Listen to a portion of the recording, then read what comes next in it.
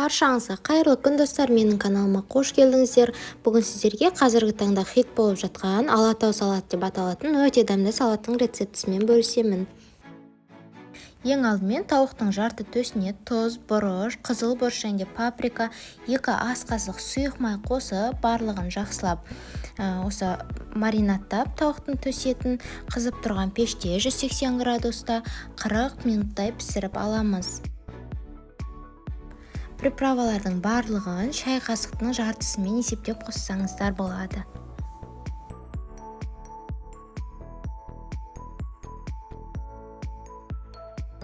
Ендігі кезекте ыдысымызға салат жапырақтарын майда етіп турап саламыз, немесе оның орнына руккола пайдалансаңыздар болады. Және де видеода көрсетілгендей огурцы мен помидорды дәл осылай турап аламыз. Менде дәл сол жері видеоға түспей қалыпты, телефонымның памяты толып.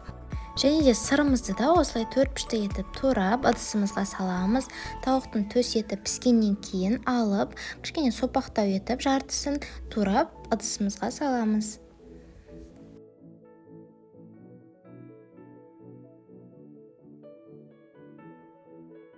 Алда әлде көптеген менің парақшамнан неше түрлі рецепттерді көре аласыздар, сондықтан менің парақшама тіркеліп, қоңыраушаны басып қойды ұмытпаңыздар.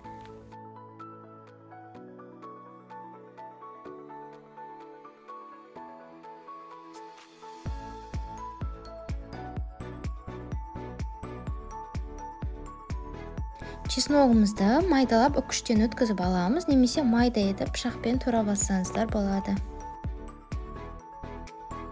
Үстіне керегінше майонез қосып, жақсылап араластырып аламыз. Мен бұл жерде бір ғана порцияға жасап жатырмын. Сіздер өздеріңіздің отбасыларыңыздың көптігіне қарай құрамын көбейтіп жасай берсеңіздер болады.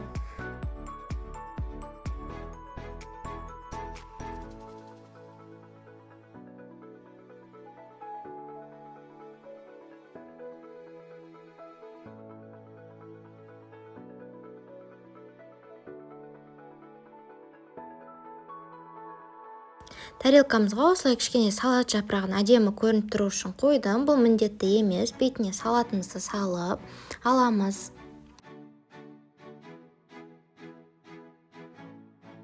Енді бізге осындай чечил қажет болады. Осыны майдалап ашып шығамыз.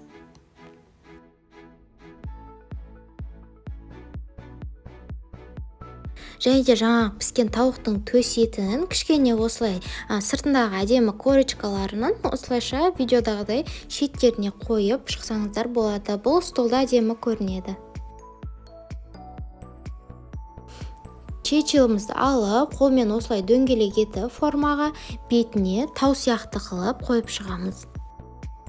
Міне біздің салатымыз дайын болды. Дәмі де түрі де өте әдемі болады. Міндетті түрде дәл осы рецептпен жасап көріңіздер. Сіздерге видео ұнаған болса лайк басып, комментарий жазып кетіңіздер. Сіздермен болған Арайлым.